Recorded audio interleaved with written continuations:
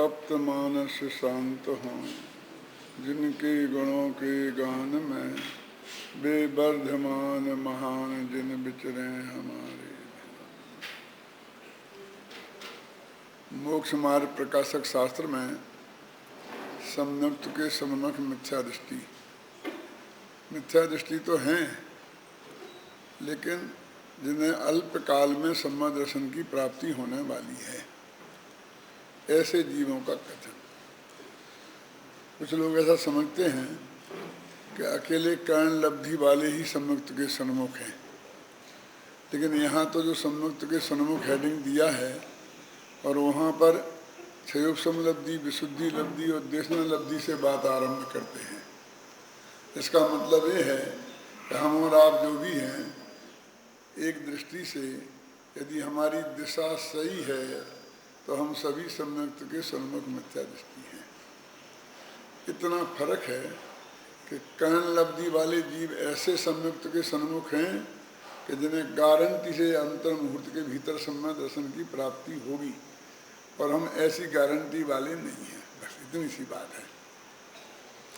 कल शाम को जो चर्चा अपन ने की थी उसमें कैसा जीव पात्र होना चाहिए कि जिसके लिए गुरु का उपदेश सार्थक हो। और ये कोई अनोखी बात नहीं है। आखिरकार जगत में जितने भी ज्ञान के क्षेत्र हैं उन सभी में कुछ नॉमिनल क्वालिफिकेशन तो होती ही है ना। आप डॉक्टर बनने जाएं तो डॉक्टरी के कॉलेज में प्रवेश करने के पहले आपको बीएससी जो भी क्लास पास करनी होगी, इतने नंबर से पास करनी होगी, फिर प्री मेडिकल टेस्ट होगा, उसमें से पास होना होगा, तब तो आप पहली क्लास में बैठ पाएंगे। तो यहाँ भी आत्मज्ञान के क्षेत्र में भी यदि ऐसी कोई शर्त हो तो कौन से आश्चर्य की बात है। और इतनी बड़ी शर्त नहीं है। ये नहीं कह रहे कि आपको कम से कम 10वीं पास होना चाहिए, क्या? वो तो कह रहे हैं कि आप सेमी पंचेंद्री होना चाहिए। जितना ज्ञान गाय भैंस को है, कुत्ते बिल्ली को है, कम से कम उतना ज्ञान। कितनी नॉमिनल क्वालिफिकेशन है बोलो? क्यों? क्योंकि चारों गति में आत्मदर्शन माने सम्यक दर्शन की प्राप्ति होती है। अब दूसरी शर्त थोड़ी सी कठिन है कि हमारी कसाय मंद होना चाहिए। और मंद कसाय को हम ऐसा समझते हैं कि हमें गुस्सा नहीं आ रहा है, हम किसी को गालियां नहीं बक रहे हैं, मारपीट नहीं कर रहे हैं, तो हम मंद कसाय में हैं। यहाँ जरा अर्थ उसके अलग है कि आप इस आत्मा की बात सुनने के लिए कमर कस के तैयार हैं और हर कीमत पर तैयार हैं, सब कुछ छोड़कर तैयार हैं, तो उसका नाम मंद कसाय है। क्योंकि कसाय अकेली क्रोधी थोड़ी है, लोभ भी तो कसाय है ना।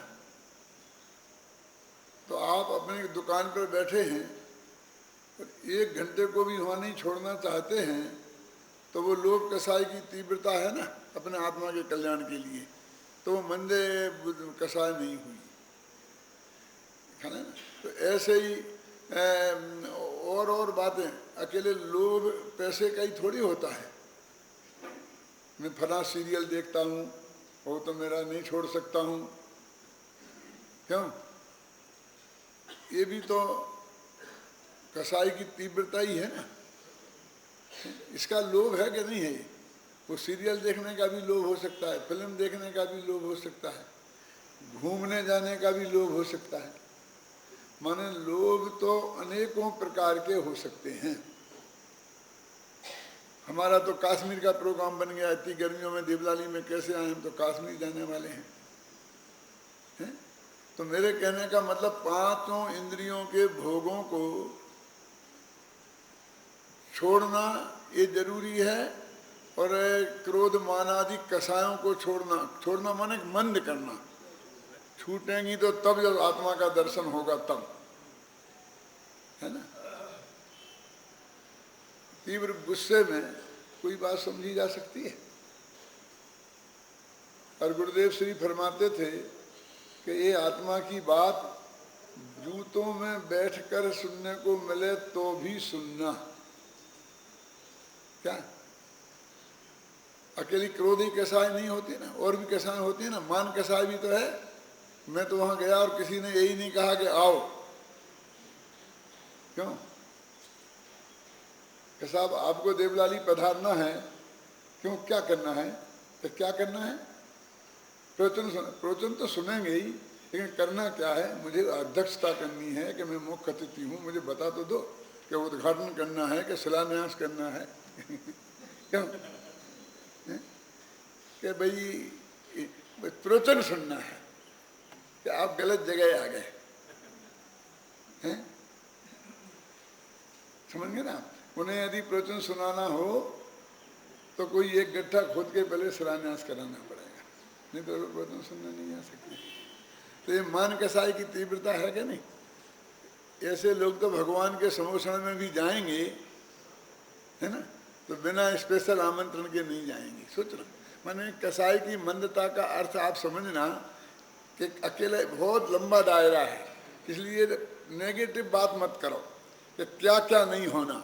बस ये समझना कि जगत की सब चीजें छोड़कर और इसमें सुनने की भावना आना, इसे महत्व देना, उसका नाम है मंद कसाई। एक सच्ची घटना है। हमारा शिविर था उदयपुर के पास में, एक गांव है, क्या है, भिंडर।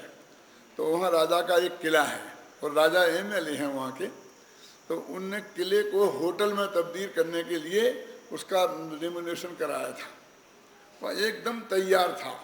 तब अपने मुमुक्षु भाई गए कि साहब हमारे यहाँ हम 20 दिन का शिविर लगाना चाहते हैं, हमारे सबसे बड़े पंडित जी आएंगे और यहाँ पर हमको पंडाल भी बनाना है आपके किले के भीतर ही, और सब हमको ठहरने खाने पीने की सब व्यवस्था चाहिए। तो उन्होंने कहा इससे बढ़िया उद्घाटन और मेरा क्या होगा। तो उनने वो होटल 5 स्टार नहीं तो 3 स्टार होगा, वो पूरा का पूरा बिल्कुल फ्री में और हमको दे दिया। वो तो जैनी नहीं थे लेकिन दे दिया। तो सबके मन में आया कि शिविर का उद्घाटन उनके हाथ से ही कराना चाहिए।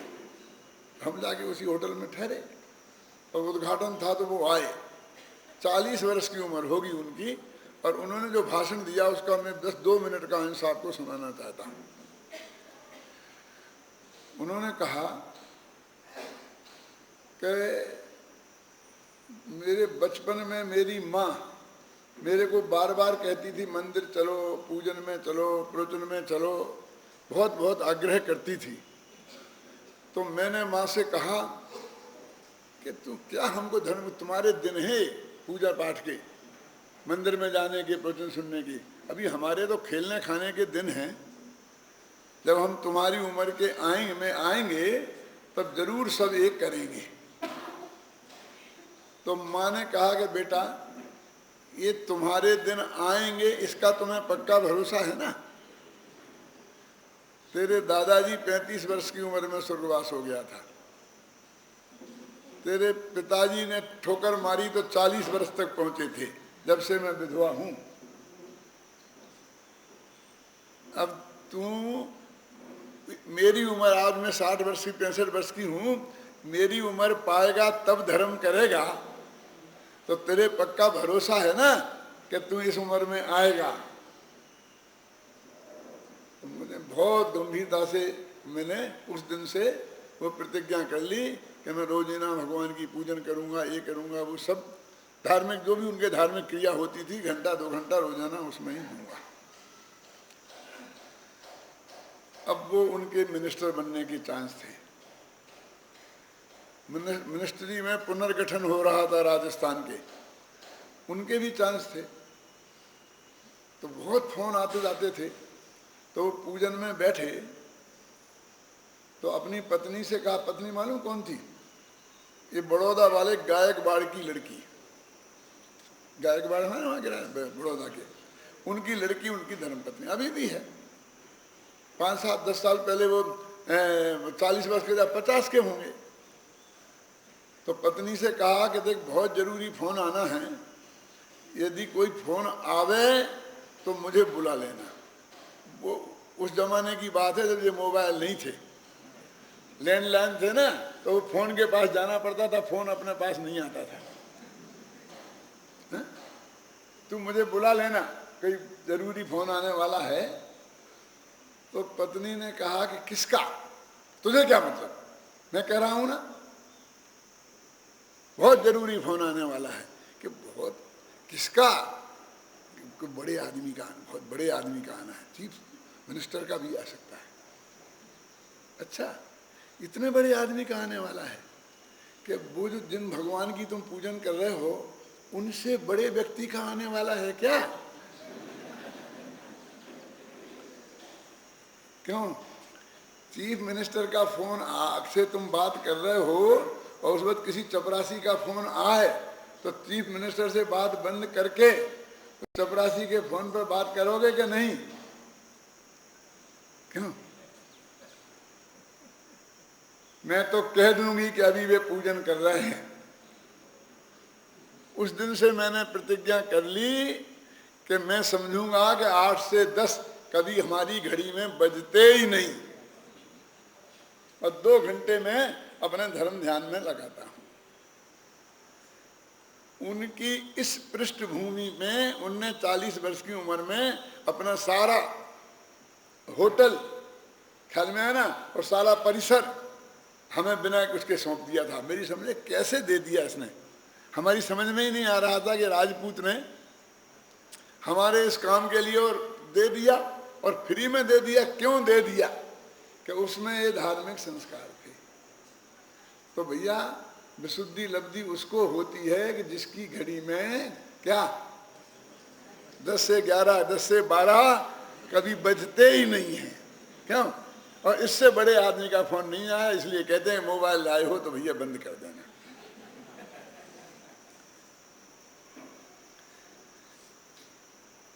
सवाल पंडित हुकुमचंद से बड़े आदमी का नहीं है। ये जो बात है वो पंडित हुकुमचंद की नहीं है, टोडरमल की भी नहीं है। 100 इंद्रों की उपस्थिति में, क्या गणधर देव की उपस्थिति में तीर्थंकर परमात्मा ने जो बात कही थी ये वो बात है। इसलिए ये पंडित हुकुमचंद की बात मान के सुनोगे तो उतने गले नहीं उतरेगी। ये मान के सुनोगे तो उसकी बात महिमा तुम्हारे चित्त में आएगी। इसलिए कहते हैं कि ऐसी चित्त भूमि का श्रोता हो और उसे जो गुरु समझाएं तो एक चीज भी खाली नहीं जाएगी, उसका फल निकलेगा। वे खेलते हैं ना, वॉलीबॉल खेलते हैं ना, और वॉलीबॉल में वो 6 आदमी इस तरफ होते, 6 उसमें, ज़्यादा मैं जानता नहीं हूँ, कोई गलत हो तो समझ लेना। वो एक बीच में एक चमड़े की गेंद होती है, मरे चमड़े की, एक जिंदा चमड़े वाले उसे फेंकते हैं इधर से उधर, उधर से इधर, इधर से उधर, उधर से उधर, और वो गेंद जिसकी पाले में गिर गई, जमीन छू लिया, वो हार गया, और जिसके पाले में वो नहीं गिर पाई, जमीन नहीं छुई, वो जीत गया। क्यों? तो उस चमड़े की गेंद को कैसी टकटकी लगा के देखते हैं, हैं? गिर जाए, घुटने छिल जाए, कुछ भी हो जाए, नीचे कीड़े हैं, मकोड़े हैं, कांटे हैं, पत्थर है, कुछ देखे बिना बस, और उसे लेते हैं उस चमड़े की गेंद को। जैसे वे खिलाड़ी जैसे उपयोग पूर्वक सारी जगह से ध्यान हटाकर, उस वक्त पत्नी का ध्यान हटाकर, बच्चों का ध्यान हटाकर, धंधे का ध्यान हटाकर, क्यों घूमने फिरने का ध्यान हटाकर, एयर कंडीशन का ध्यान हटाकर धूप में, और चमड़े की गेंद को नीचे नहीं गिरने देते हैं। ऐसे ही जो वक्ता समझाए उसके लिए ऐसी टकटकी लगाकर कि एक वाक्य भी वो मेरे अंदर प्रवेश करना चाहिए, यहाँ से यहाँ नहीं निकल जाए, इस कान में जाके इस कान में से नहीं निकल जाए, यहाँ जाना चाहिए। गांधी जी के 3 बंदर थे ना, गुजरात वालों को गांधी जी के 3 बंदर की बात समझाना जरूरी तो नहीं है। बस इसका नाम है विशुद्धि लब्धि। अब ऐसा पात्र शिष्य हो, सुनना, ऐसा पात्र शिष्य हो तो गुरु का उपदेश सार्थक होता है। वो शेर की पात्रता थी तो उन मुनिराजों ने जो उपदेश दिया उससे वो सम्यक दर्शन की प्राप्ति कर गया। और हम दिन रात बोलते रहते हैं और एक को भी नहीं हुई, क्यों? तो क्या मतलब है इसका? है? समझना चाहिए हमें। तो ऐसे पात्र जीव को गुरु उपदेश दे। अब सदगुरु उपदेश दे, सदगुरु माने क्या? अभी फिर झगड़ा शुरू हो जाएगा कि श्रीमद रायचंद सदगुरु हैं, कि गुरुदेव गुरु सदगुरु हैं, कि फलाने सदगुरु हैं। क्यों? कि सदगुरु माने जो सत्य का उपदेश दें वे सतगुरु। जो अंग्रेजी पढ़ाएं वे अंग्रेजी के अध्यापक। क्यों? जो संस्कृत पढ़ाएं वो संस्कृत के अध्यापक। जो मेडिकल साइंस पढ़ाएं वो मेडिकल साइंस के अध्यापक। तो जो सत्य का उपदेश दें वो सतगुरु। सीधी सच्ची बात है। सत्य क्या है? उत्पाद वे ध्रुव युक्तम सत, महाशास्त्र तत्व सूत्र में लिखा है। उत्पाद वे ध्रुव से युक्त होता है वो सत होता है। सत क्या है? द्रव्य का लक्षण है, सत द्रव्य लक्षणम। क्यों? गुण व द्रव्यम। तो इन बातों को जो समझाए वो सतगुरु है। वो कैसा है उसके वो 2 नंबर पे, लेकिन वो क्या समझा रहा है बात ऐसी है। हम तो सम्य दृष्टि धर्मात्मा हैं, सब हैं, लेकिन हम तुम्हें अंग्रेजी पढ़ाएं और विज्ञान पढ़ाएं तो हम अंग्रेजी के अध्यापक कहलाएंगे कि सतगुरु कहलाएंगे? बोलो क्यों डॉक्टर साहब? आप तो सम्य दृष्टि हो, लेकिन दवाइयां बताओ तो डॉक्टर कहलाओगे, ज्ञानी कहलाओगे। आप समझ लेना। मैंने सब्जेक्ट अकेले तुम क्या हो उससे काम नहीं चलेगा। कैसा क्यों करेगा ज्ञानी? अरे क्यों? आजीविका तो उसको भी करनी है ना। और नौकरी करनी है तो नौकरी जैसी मिलेगी वैसी करनी पड़ेगी। क्यों? कभी न भाई तुम धंधा थोड़ी छोड़ दोगे। तो आखिर भाई हीरा का काम तो वही करोगे ना। और किसी को सिखाओगे तो क्या सिखाओगे? तो तुम सतगुरु क्या सतगुरु? समझ में आया कि नहीं है? जो सत्य वस्तु के सत्य स्वरूप को समझाए उसका नाम सतगुरु। अब उस सत्य स्वरूप में क्या क्या शामिल है, उसका सिलेबस क्या है? हर क्लास का एक सिलेबस होता है ना। एमए में है तो कुछ पुस्तकें होती हैं, कुछ रैपिड रीडिंग होती हैं, कुछ पाठ्य पुस्तकें होती हैं। समझिए ना, ऐसा भेद होता है कि नहीं होता है? और उस सिलेबस के अनुसार पढ़ाते हैं अध्यापक और विद्यार्थी पढ़ते हैं। तो यहाँ पर आत्मा का कल्याण करना है और इसके लिए सदगुरु हमें पढ़ाएं तो उसका सिलेबस क्या है? इस अगली पंक्तियों में इस सिलेबस है। मैं पढ़ के सुनाता हूँ। क्या गुरुजी समझाएं और क्या शिष्य समझे तो उसे आत्मा का अनुभव हो के सम्यक दर्शन होगा, आत्मा का दर्शन होगा। जैन दर्शन में भगवान के दर्शन का नाम सम्यक दर्शन नहीं है, उसका नाम तो देव दर्शन है। और अपने आत्मा के दर्शन का नाम सम्यक दर्शन है। तो भी अपने आत्मा का स्वरूप समझाएं। तो अपने आत्मा का स्वरूप समझाने के लिए उसके आसपास का परिकर सब समझना पड़ेगा ना। जैसे इस देह में भगवान आत्मा है तो ये तो बताना पड़ेगा कि यहाँ देखो, वहां देखने से काम नहीं चलेगा। क्यों? चंद्रमा आकाश में देखो, नीचे को देखो कि मैं चंद्रमा दिखाई नहीं रहा है, कैसे दिखेगा? तो यहाँ को ये सारा करना पड़ेगा कि नहीं? कि यहाँ तो हमें गुस्सा, क्रोध, मान, माया दिखाई देता है कि नहीं, और जरा गहराई में जाके देखो, उसमें ज्ञान भी है। तो जो वो ज्ञान है वो आत्मा है। तो ये उसके लिए क्या क्या चीजें हमें समझनी पड़ेंगी वो सिलेबस में आपको पढ़ के सुनाता हूँ। वहाँ अपने प्रयोजन भूत मोक्ष मार्ग के, देवशास्त्र धर्मादिक के, जीवादि तत्वों के, निज पर के और अपने हितकारी अहितकारी भावों के इत्यादि के उपदेश से सावधान होकर ऐसा विचार किया कि अहो, ये सिलेबस 3 लाइन में बताया ये गुरु जी क्या समझाएं, बंधे हुए हैं। क्यों जाके उसमें साइंस की किताब में जाकर के और पंचतंत्र की कहानियां सुनाने लगे, ये नहीं चलेगा। साथ की गद्दी पर बैठकर कहानी किस्से और चुटकुले छोड़ने लगे, ऐसा नहीं चलेगा। क्या ये चीज समझाएं तो वो देशना है, और वो आप समझें तो देशना लब्धि है। अब क्या लिखा, एक तो मोक्ष मार्ग, मोक्ष मार्ग माने सम्यक दर्शन, सम्यक ज्ञान और सम्यक चारित्र का स्वरूप समझाएं गुरु जी। दूसरे देव गुरु और धर्म का स्वरूप समझाएं। तीसरे जीवादिक 7 तत्वों का स्वरूप समझाएं। चौथे हम क्या हैं और पराया क्या है, निज पर भेद विज्ञान की बात समझाएं। और आत्मा के लिए हितकारी भाव कौन से हैं और अहितकारी भाव कौन से हैं, ये 5 चीजें समझाएं तो वे सदगुरु हैं। और नहीं तो वो सदगुरु होंगे, उनकी सदगुरु की डिग्री हमें नहीं छीननी है, लेकिन हमें ये नहीं पढ़ाकर वे और बातें सिखाएं तो कम से कम वो उपदेश सदुपदेश नहीं है। इसमें तो ऐसा लिखा है समय सार में कि ये आदमी आज का 5 इंद्रियों के विषयों में ऐसा रमा हुआ है कि खुद उनके करता है, भोगता है और परस्पर आचार्यत्व करता है। आचार्यत्व करता है माने एक दूसरे को सिखाता है, बाप बेटे को सिखाता है, बेटा धंधा ऐसे नहीं किया जाता है क्या, और बेटा बाप को सिखाता है क्या, पिताजी वो जमाना गया आपका, अब आजकल ट्रेडिंग का स्वरूप बदल गया है। क्यों होता है कि नहीं होता है, बोलो अश्विन भाई। रोजाना बाप बेटे को समझाता है, बेटे बाप को समझाता है। आजकल तो बेटे बाप को ज्यादा समझाने लग गए। पिताजी आप समझते नहीं कि हाँ समझ जाए तो तू ही है।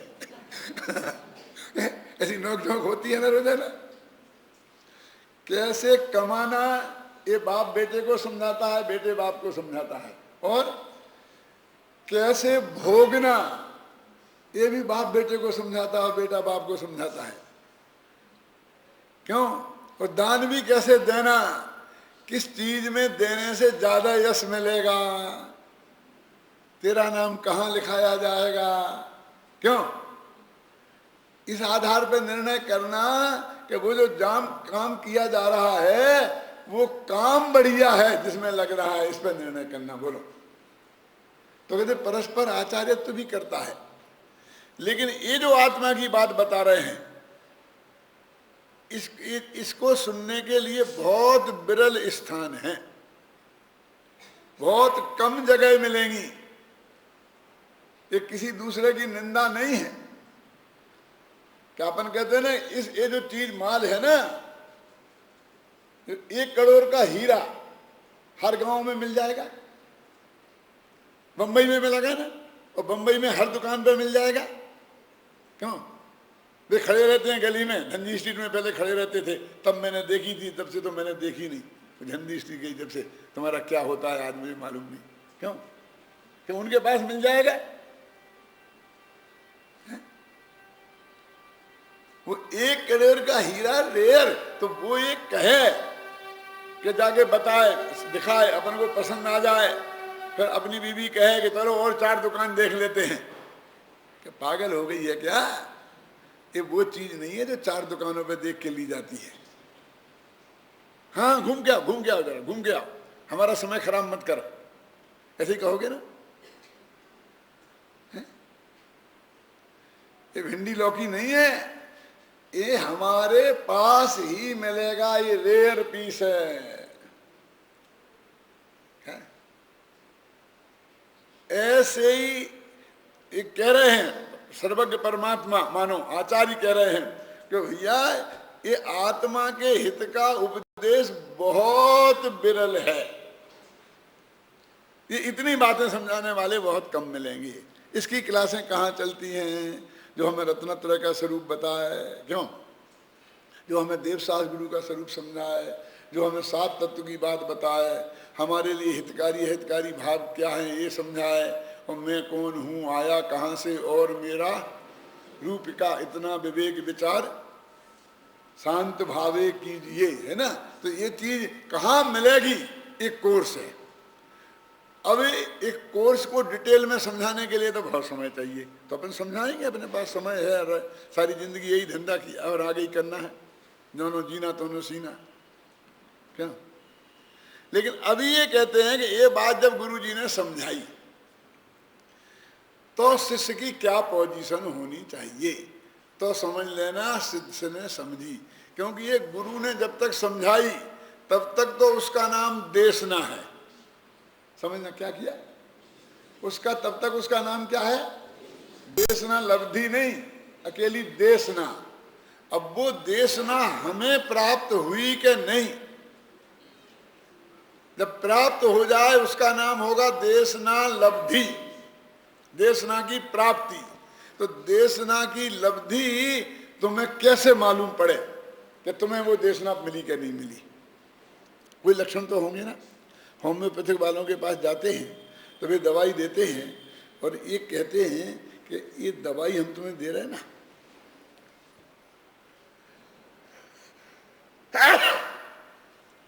इससे थोड़ी तकलीफ तुम्हारी बढ़ जाएगी, तो घबराना नहीं। यदि तकलीफ बढ़ जाए तो समझना दवाई लग गई, क्योंकि वो अंदर से विकार को निकालेगी। और बाद में यदि तकलीफ नहीं बढ़े तो समझना दवाई नहीं लगी। अब रात के 2 बजे दस्त लग जाए और वॉमिटिंग हो जाए तो दौड़ के मेरे पास मत आना और फोन भी मत करना। ख्याल में है ना? ये दवाई का असर है और बीमारी ठीक होने के लक्षण हैं। क्यों बताते कि नहीं बताते? कहाँ ऐसा हुआ तो हम समझ गए कि काम हो गया, और कुछ नहीं हुआ तो समझ गए काम नहीं हुआ। क्यों? किरण भाई, हम ये समझा रहे आपको बात और कोई आदमी नहीं आप गलत बोल रहे हैं खड़ा हो जाए तो हम समझते हैं कि दवाई पेट तक तो पहुंची है कम से कम, अन्यथा वॉमिटिंग कैसे होती? यदि वो बात उसके चित्त में नहीं पहुंचती और उसका अर्थ थोड़ा बहुत समझ में नहीं आता कि क्या कह रहे हैं, तो विरोध के लिए मैं तो अंदर पहुंचती ही नहीं, और कोई गदब गदब कर दिया आपने तो भी पहुंची है। लेकिन एक में पहुंचकर स्वीकृत हुई और एक के पहुंचकर स्वीकृत नहीं हुई। क्यों? तो जिसको स्वीकृत हुई उसको देशना लब्धि है, जिसे स्वीकृत नहीं हुई उसके लिए देशना लब्धि नहीं है। अब क्या, तो वो कहते क्या लक्षण प्रकट होना चाहिए? हर डॉक्टर में हर बीमारी को पहचानने के लिए कुछ लक्षण होते हैं, है ना। तो डॉक्टर पूछते हैं ना, हम कहते डॉक्टर साहब मेरे हार्ट में ब्लॉकेज बहुत बढ़ गए हैं। कहते हैं कि तुम डॉक्टर मत बनो, तुम हमें ये बताओ कि तुम्हें तकलीफ क्या है, क्या है?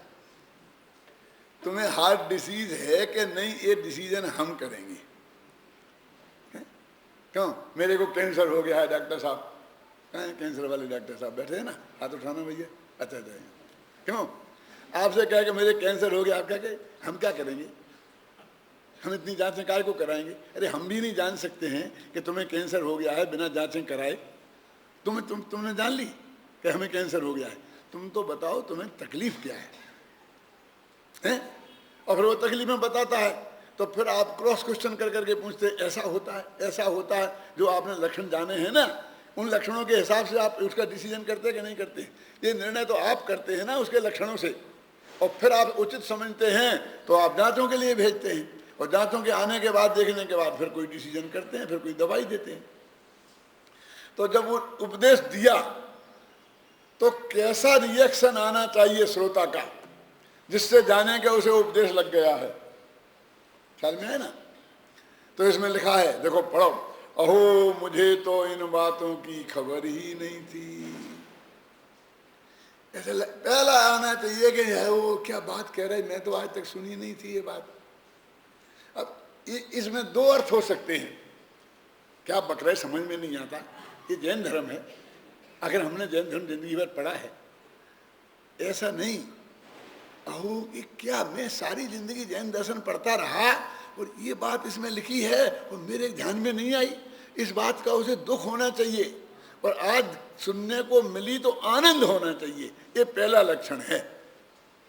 क्या कैसे दवा लग गई है? कौन सा? अहो मुझे तो इन बातों की खबर ही नहीं थी। कि किन बातों की? कि जो गुरुजी ने समझाई है। कि क्या समझाई, हमें क्या पता? कि मैं तो प्राप्त पर्याय में ही तन्मय हुआ। कि मैं तो ये समझ रहा हूं कि मैं पंडित हुकुमचंद हूं। अरे इसमें क्या गलती है कि गुरुजी ये समझा रहे हैं कि तू पंडित हुकुमचंद नहीं है, भगवान आत्मा है। मैं तो प्राप्त पर्याय में ही तन्मय हुआ, और इसके लिए ही सब कुछ करने धरने को बैठा हूं। आज तक जो कुछ सोचा इसके बारे में ही सोचा, जो कुछ किया इसके लिए ही किया। क्यों? जो मेरी प्राप्त पर्याय मैंने समझ लो, अपन मनुष्य हो गए ना, जो 60-70 वर्ष के लिए मिली, 80 वर्ष 100 वर्ष समझ लो, इससे ज्यादा तो कोई हम कल्पना भी नहीं कर सकते। और फिर खत्म, खेल खत्म है कि खेल चालू है? बोलो, चालू है ना। और तुम्हारे जन्म के पहले खेल चालू था कि नहीं था? तो मैं तो समझता था कि भाई जन्म से मृत्यु तक का ही खेल है, लेकिन ये तो बता रहे कि तू अनादि अनंत है। यानी वो कहता है मैं तो प्राप्त पर्याय में तन्मय हुआ। इसमें से आप अर्थ निकालोगे, गुरु जी ने ये समझाया होगा कि तू तो अनादि काल का है और अनंत काल तक रहने वाला नहीं है, तू तो अमर तत्व है, मरने वाला तत्व नहीं है। ये गुरु ने समझाया होगा। क्यों? उत्तरावली में देखकर हम प्रश्नावली का तो नहीं समझ लेते क्या प्रश्न किया गया होगा। जिसका उत्तर ये आया है उसमें क्या प्रश्न हुआ होगा, ये हम ये नहीं समझते हैं। समझते हैं ना? तो वो क्या कह रहा है कि अहो इन बातों की तो मुझे खबर ही नहीं थी। किन बातों की? कि मैं तो प्राप्त पर्याय में ही तन्मय हुआ था, बस मैं यही हूं, यही हूं, यही हूं, इसके आगे मैंने कभी सोचा ही नहीं। और आगे सोचा तो क्या सोचा कि बेटे को ट्रेंड कर दूं कि मेरा जमाया काम बिगड़ ना जाए। क्यों? ये काम कोई तूने अपना काम समझा था, यानी उसका तू फिक्र करता है कि बेटा और बेटे की भी फिक्र करता है, और उसका भी बेटा हो गया हो तो उसकी फिक्र करता है। लेकिन अरे तेरे आंखें बंद होते ही तू कहां जाने वाला है उसके बारे में सोचा? क्यों? कुछ थोड़ा बहुत उसके बारे में सोचना चाहिए था ना। क्यों? हमने तो यही माना कि ये मैं हूं और मेरा वंश चलना चाहिए। क्यों? ये वंश ही मैं हूं। तो भैया तू वंश नहीं है, जो यहां रहेगा वो तू नहीं है, जहां तू जाएगा वो तू है, और जहां से तू आया है वो तू है। तो ये जो अनादि अनंत आत्मा है ये गुरु ने समझाया होगा। तो वो कहता है कि मैं तो प्राप्त पर्याय में ही तन्मय था, मैं तो ये समझ रहा था कि मैं मनुष्य हूं। कि गजब हो गया ऐसा गुरु कि जो कहे कि तुम मनुष्य नहीं हो तो क्या हम गधे हैं? हम कब कह रहे गधे हो? हम तो ये कह रहे हो कि तुम मनुष्य भी नहीं हो और गधे भी नहीं हो, क्योंकि पहले गधे थे और हम मनुष्य हो गए। क्यों? और अब फिर कुछ हो जाओगे। तो जो थे और हो गए वो तुम नहीं हो, जो अनादि से हो और अनंत काल तक जैसे रहो वो तुम हो।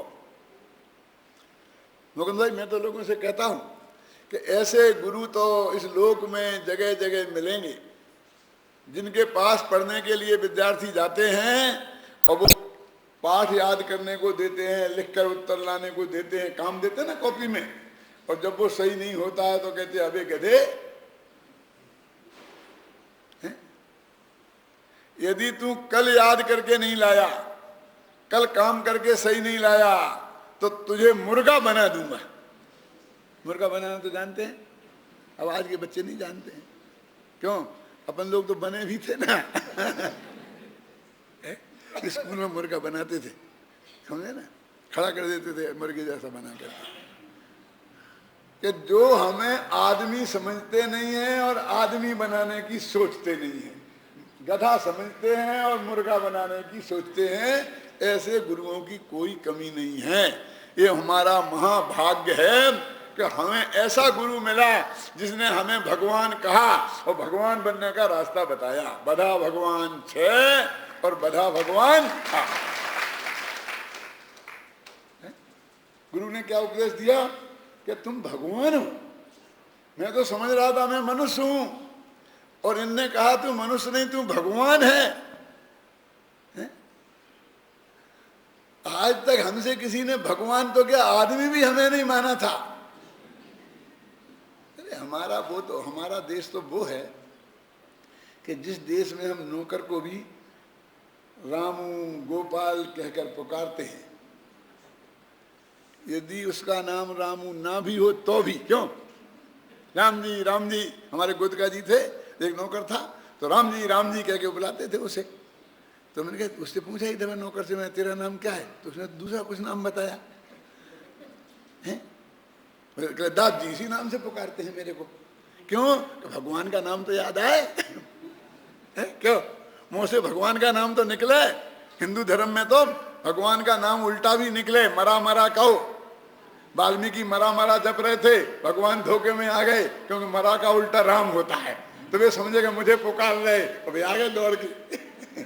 भगवान भी इतना ना समझ जाए कि मरा में और राम में फर्क नहीं समझता है। हमारे दिमाग में ऐसा था कि मुंह से कम भगवान का नाम तो निकला। हम उस मिट्टी में पैदा हुए हैं कि जहां हम नौकर को भी रामू और गोपाल कहकर बुलाते हैं।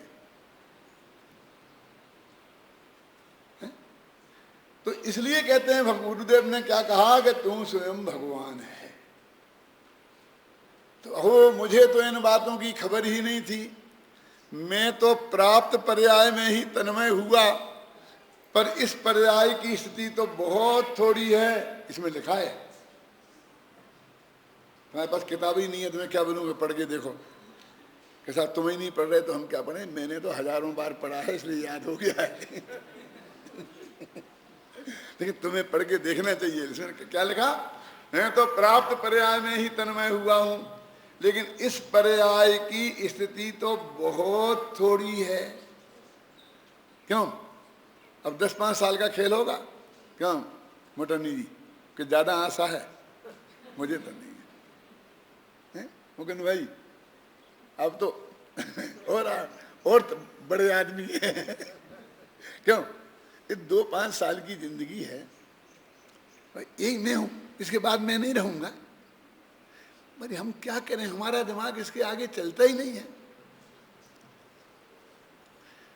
पहले एक भजन मुझे बहुत अच्छा लगता था, तो मैंने उसे अपना आत्मधर्म जब था ना, तो उसमें छापा था। सबसे पहले जब मेरे हाथ में आया तो मैंने वो भजन छापा था, जिसमें लिखा था कि 10 दिन के मेहमान जगत में बोल बिगाड़े कौन सो, हमें बैठे अपनी मौन सो। बनारसी दास का है, हम बैठे अपनी मौन सो। हम तो चुप होके बैठ गए। क्यों? कि 10 दिन के मेहमान, कि हम तो 10 दिन के मेहमान हैं, तो लोगों से बोल कर क्यों बिगाड़ें। इसका मतलब है कि भाई ऐसी बात बोलना चाहते जिससे तुमसे बिगड़ जाएगी। और वे अपने मन को समझा रहे कि ऐसा क्यों बोलते हो कि बिगड़ जाए। बोल बिगाड़े कौन सो, हम बैठे अपनी मौन सो। मैं कहते हो कितनी बढ़िया बात है, लेकिन मेरे को लगा कि ये बात जची नहीं। हम 10 दिन के कैसे हैं, हम तो अभी 10-20 साल जिएंगे। ये बुढ़े लोग पड़े जिन्हें कैंसर हो गया हो, क्यों वे कहें हम 10 दिन के हैं, ये हमको 10 दिन नहीं। और फिर आगे पड़ा 4 दिन की चांदनी, गजब हो गया। हम तो 10 दिन भी स्वीकार नहीं कर रहे थे, 4 दिन पे आ गए। क्यों? लेकिन मैंने गहराई से विचार किया तो मुझे पता लगा कि अरे भाई, जिससे बोल के बिगाड़ रहे हैं उससे तुम्हारा कितने दिन का संबंध है, बोलो तो। क्यों डॉक्टर साहब, मैं भी 20 साल जीऊंगा और आप 50 साल जिएंगे, लेकिन मैं 20 साल और 50 साल में 1 साल में कितने दफे मिलते हैं? 1-2 दफे ना, 2-4 दिन को, तो 10 ही दिन रह गए ना। नहीं, मैं आपके हर शिविर में आऊंगा तो 100 दिन हो जाएंगे, लेकिन 100 दिन में भी मिलेंगे कहाँ? बस तुम मेरा प्रवचन सुनोगे और मैं सुनाऊंगा। इसको मिलना थोड़ी बोलते हैं। इसमें थोड़ी मैं तुम्हें गालियां दूंगा, बोल बिगाड़े कौन सो, ऐसी बात थोड़ी बोलूंगा कि तुमसे बिगड़ जाए। तो ये मिलना नहीं है। तो कब कि वो जो 2-4 मिनट को मिलेंगे, यहाँ से जाएंगे घर तक, नमस्ते होगी, अब उस समय को गिनो, वो 10 साल के पीरियड का, तो वो कितना होगा? कुल मिला करके जोड़ भी 10 दिन होगा? अरे 10 घंटे भी नहीं होगा, किसी के साथ तो 10 मिनट भी नहीं होगा। क्यों? अब 10 मिनट का तो मिलना और मुफ्त में झगड़ा लेना नहीं, यहाँ की बातें, कितना राग देश। हम क्या कर रहे हैं? कुछ लेना ही देना, आप अपना धंधे में लगे, हम अपने काम में लग रहे, एक दूसरे से कोई मतलब ही नहीं है। तुम्हारा तुम भोगोगे, हमारा हम भोगेंगे, किससे झगड़ा करना? तो वो 10 दिन भी हमारे पास नहीं है, 4 दिन की भी चांदनी नहीं है, कुछ मिनटों की बात है। क्यों? और वो भी 10-20 लोगों से जिनके हम पहचान हो गई है। हजारों लोग तो हमारी सभाओं में ऐसे आते हैं कि प्रवचन सुन के चले जाते हैं, ख्याल में आई ना, और हमें उनकी शक्ल तक नहीं जानते, नाम तक नहीं जानते। अभी अभी तुम्हारे यहाँ थे ना भंवरलाल जी रहते हैं ना, क्या नाम, शाह, भंवरलाल शाह है, नहीं, कुछ और शाह, क्या नाम, क्या बताया था मैंने, भरत भाई शाह रहते ना सैन फ्रांसिस्को वाले, वो मिले हमें। तो मैंने कहा भाई साहब अब ये मिले, आप कहाँ रहते हैं? हमें सैन फ्रांसिस्को रहता हूँ। मैं कहा मैं तो 25 साल से जाता हूँ सैन फ्रांसिस्को। तो हमने तो 25 बार आपका सुना है, देवलाली में भी 5 साल से सुनते हैं। क्यों? बोलो क्या का? हम उन्हें जाने, हमें शकल भी याद नहीं आ रही कि कोई श्रोता हमारे इस सभा में ऐसी शकल वाला बैठा था और कभी सुना है। उन्होंने कहा हमने भी आपसे बात नहीं की। मैंने कहा भाई साहब मेरा जरा नेचर खराब है, जरा सच बोला, मिलने जुलने का है। बोले नहीं आपका नहीं, मेरा भी खराब है, नहीं तो मेरी ड्यूटी थी। ओके भाई, अब बोलो मिलना है कि वो नहीं मिलना है, क्या है? जो 25 साल से हमें सुनता है उससे 1 मिनट भी ऐसे मिलने का अवसर नहीं आया। हमारे घर आए, घर पे भोजन था, साथ में भोजन किया, तो वो मिलने जैसा कुछ हुआ। अब लगाओ कितने लोगों के साथ कितना मिलना होता है, अब किससे झगड़ा करना, किससे झगड़ा करना। ये सारे संयोग तो कैसे बिखर जाने वाले हैं, आप कल्पना करो। ये अपनी यहाँ पर आज बैठे अपन सुन रहे हैं, इसके बाद कोई गारंटी है किसी की कि आपको मैं सुनाऊंगा और आप सुनेंगे? हो सकता है मैं ही सुनाने लायक ना रहूं, क्यों? हो सकता है आप सुनने लायक ना रहें। मर जाने की बात मैं क्यों करूं अपनी और आपकी दोनों की? और सुनने लायक नहीं रहने का कारण अकेला बीमार हो जाना नहीं है, धंधा पानी अच्छा चलना भी हो सकता है। हैं क्या है? हो सकता है कि नहीं हो सकता है? और मेरे नहीं सुनाने का कारण भी कुछ हो सकता है। मैं एक महत्वपूर्ण घटना आपको मैं सुनाता हूँ, बहुत पुरानी है, इससे संबंधित है अभय कुमार जी, कि सन 58-59 समझ गए आप? क्या क्या हुआ? 59 कितने वर्ष पुरानी होगी? इतने वर्ष पुरानी में मैं भूलेश्वर के मंदिर में प्रवचन करने आया था। तो वो चिमन भाई थे, हिम्मत भाई के भाई जोवालिया, आप जानते हैं ना। तो मैं उनके घर ठहरा था, वो 5वें माले पे रहते थे, तो रोजीना गिरनार की यात्रा होती थी। हैं? तो घर पे रहता था, मैं प्रवचन करता 2 टाइम, फिर वो आकर के मेरे को बात कहते, और क्या बोलते, उनके पेनों का धंधा था, पेन बनाते थे, है ना। बोले इसमें क्या है, मुफ्त की कमाई है, दे है वे है। कैसे? कि बस गवर्नमेंट से लाइसेंस ले लो, वो 4 लाख का लाइसेंस मिल जाए माल बुलाने का, तो 8 लाख में वैसे ही बिक जाता है। कुछ मत करो, पेन का कारखाना खोलो ही मत। क्या करने? बोले तो लाइसेंस कैसे मिल जाएगा? बोले हम तुमको पुराने पेन दे देंगे, 2 मशीनें पुरानी में लगा लगू करके तैयार करके, तुम्हारा तो इंटीरियर है, कुछ ऑफिसर को खिला पिला कर बस नेक्स्ट करा के लाइसेंस ले लेना, हमें दे देना, दूने पैसा हम देंगे। मैंने कहा कि अरे अरे अपन कहाँ पंडिताई के चक्कर में पड़ गए और मेरा मन खराब हो गया। तो सुबह उठा तो 5 बजे लगा के आया, तुम कहाँ पंडित सारी जिंदगी की इस चक्कर में फंस गया। तो मैंने जाकर प्रवचन में पूरा किस्सा सुनाया कि तुमने चिमन भाई ने मेरे से ऐसा ऐसा कहा और मेरी रात खराब हो गई, और मैं मुश्किल से सुबह तक संभल पाया हूँ। अब मैं आप सबसे हाथ जोड़ के निवेदन करता हूँ कि मुझे कोई करोड़पति बनने का रास्ता नहीं बता। तो उस उससे आज दिन तक ना मैंने किसी से सुना और ना किसी ने मुझे बताया, लेकिन 2 रोटियां तो मिलती नहीं। क्या खोया हमने, बोलो अश्विन भाई, और उसमें फंस जाते तो देखो मैं नाम लेके बताई पूरी बात, जिसमें ऐसा नहीं गप ठोक रहे पंडित जी। जब मैं 19-20 वर्ष 22 वर्ष का होऊंगा, बस 23 वर्ष का था, तब की एक घटना घटी थी।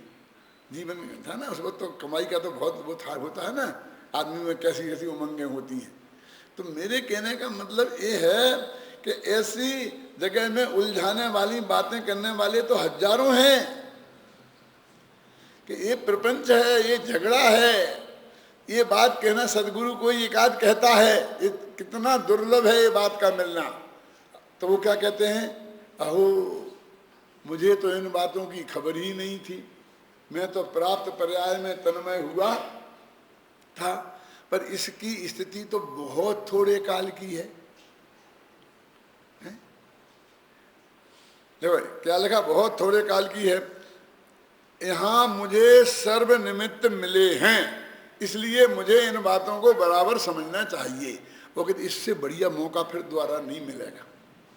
सर्व निमित्त मिले हैं कि उन्हें टोडरमल जी को कैसे पता कि हमें सर्व निमित्त मिले हैं, कि टोडरमल जी कहते हैं कि जो आदमी ये पेज पढ़ेगा वो सैनी पंचेंद्री होगा, वो मंद कसाय वाला होगा, तीव्र कसाय वाला होता तो करोड़पति कैसे बने ऐसी कोई किताब पढ़ता। ये किताब पढ़ते पढ़ते यहाँ तक आएगा तो इतना मंद कसाय वाला होगा, और फिर इतनी बात सुनेगी तो उसको देशनालब्धि का निमित्त मिल गया, तो इससे ज्यादा और निमित्त क्या चाहिए। तो आप ये बात सुन रहे हैं तो कहते अभी इससे बढ़िया समय आपका दूसरा कोई नहीं है। विपुल क्यों नहीं है, इसलिए नहीं है कि ये प्रवचन अभी खत्म होने वाला है 5 मिनट में, और उसके बाद बुरा समय आने वाला है, तुम राग देश की बातें ही करोगे। फिर बहुत आगे की बात नहीं कह रहा हूं मैं, इसकी भलाई उसकी बुराई, इसने ऐसा किया उसने ऐसा किया, यही करने वाले हैं, कुछ और समझे ना। सर्व निमित्त आन मिले हैं, इसलिए इंतजार मत कर कि हमारे भी दिन फिरेंगे, फिर गए, अब इससे फिरेंगे तो उल्टे फिरेंगे। बोले पंडित जी आपने हमारी सब बात पलट दी। पलट दी ये तो बात तो सच्ची है, उलट दी ये तो बात सच्ची है, लेकिन तुम्हारी पहले से ही उल्टी थी और हमने उसे उलट दी तो क्या हो गई उल्टी है, ये तो बात सच्ची है, लेकिन तुम्हारी पहले से ही उल्टी थी और उससे उल्टी की तो सीधी हो गई है? क्या कहते हैं, तुम्हें सर्व निमित्त आन मिले हैं, इसलिए मुझे जो ये बात कह रहे हैं ये बिल्कुल बारीकी से समझना चाहिए। ये किताब भी मिल गई और कहने वाला भी मिल गया। यदि कोई बात पूछनी होगी ख्याल में आई तो बिना किसी चार्ज के पूछ सकते हैं। ये शरीर के बारे में पूछने जाओगे तो पहले बाहर कितनी फीस देनी पड़ेगी डॉक्टर साहब? अभी मुझे कैंसर नहीं है, घबराओ मत क्यों, वहां बाहर पहले पैसे लगेंगे और 8 दिन बाद फिर गए ये बात पूछने के लिए तो फिर बाहर वो कटाओ। यहाँ आपको कुछ नहीं कटाना पड़ेगा आप जब चाहो तब उससे पूछ सकते हैं। तो सर्वनिमित्त आन मिले हैं ना। देखो कैसी विचित्र बात है, दुनिया में जितने भी धंधे हैं सबकी सलाह भी बिना पैसे के नहीं मिलती है, क्या ना, समझे ना। बेटा वकील था है?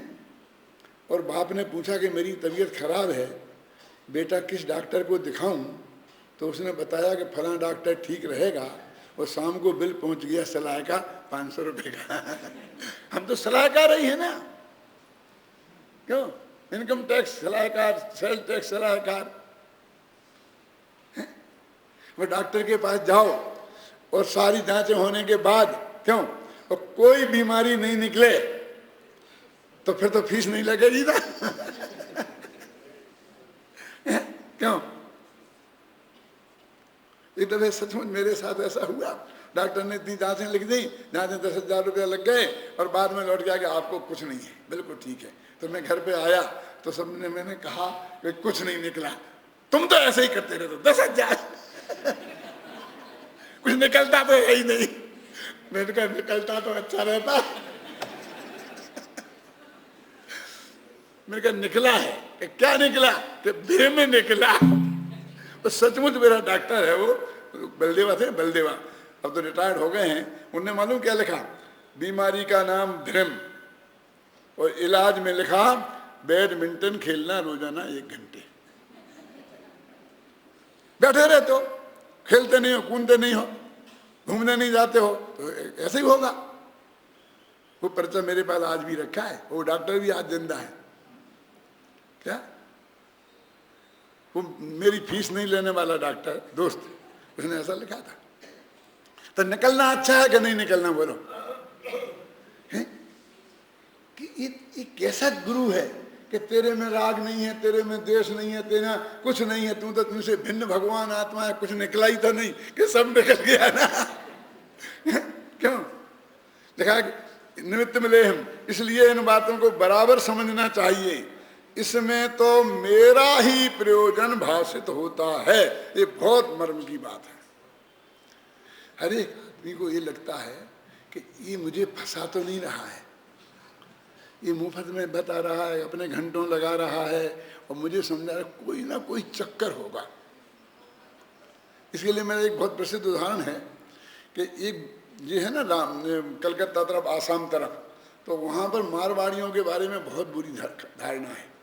उसकी डिक्शनरी बनी है, उस डिक्शनरी में लिखा है मारवाड़ी माने लुच्चा, गमार, ठगे, लुटेरा, ऐसा डिक्शनरी में अर्थ लिखे हैं। बहुत हो हल्ला हुआ था उस पर। उनके दिमाग में घुसा दिया कि ये व्यापारी हैं, ये मारवाड़ी, ये बड़ा 1 नंबर के ठग हैं। अब एक व्यापारी के यहाँ एक आदमी गया कि 1 पैसे की अजवाइन देना, पुराने जमाने की बात है, अजवाइन तो समझते ना, 1 पैसे की अजवाइन देना।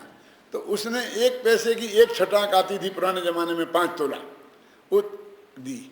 तो उसमें उसका 1 पैसा पड़ा था, गिर गया होगा, तो वो भी साथ में तुल के आ गया, तो पैसा भी वापस आ गया, अजवाइन भी आ गया। अब बोले इसमें व्यापारी ने हमें क्या ठगा। बहुत सोचा, समझ में नहीं आया। गुरुजी के पास गए कि गुरुजी आप तो कहते थे कि ये बनिया ठगे बिना रहेगा ही नहीं, लेकिन इसमें तो 1 पैसा भी वापस आ गया और अजवाइन भी आ गई, और इसने कहाँ ठगा। कि नहीं नहीं नहीं, ऐसा तो नहीं हो सकता, ठगे नहीं व्यापारी, ऐसा तो हो ही नहीं सकता, कुछ ना कुछ रहस्य होगा, लेकिन समझ में मेरी भी नहीं आ रहा। तो बड़े गुरुजी के पास गए, तो बड़े गुरुजी से बताया, यार बात तो अद्भुत है, सोचता हूँ जरा, और सोच के आ गया समझ में। क्या, कितना बदमाश है बनिया, उसी अजवाइन में तोल दिया ना पैसा, तो 1 पैसे भर अजवाइन कम दी साले ने।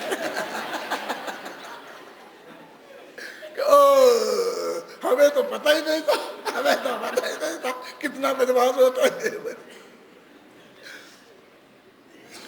यानी समझ में हमारे बिल्कुल ऐसा है कि निस्वार्थ भाव से आत्मा की बात बताई जा रही है, तो भी हमसे कोई ना कोई स्वार्थ होगा। अपने मत को चलाना चाहते होंगे, अपने प्राण को चलाना चाहते होंगे, अपनी किताबें बेचना चाहते हैं, अपने कैसेट बेचना चाहते हैं। लेकिन ये किताब तो ये 5 रुपए की है, 5 रुपए में तो कोरा कागज नहीं आता है, ये तो 25 रुपए में नहीं मिले, तो इसमें भी कुछ होगा।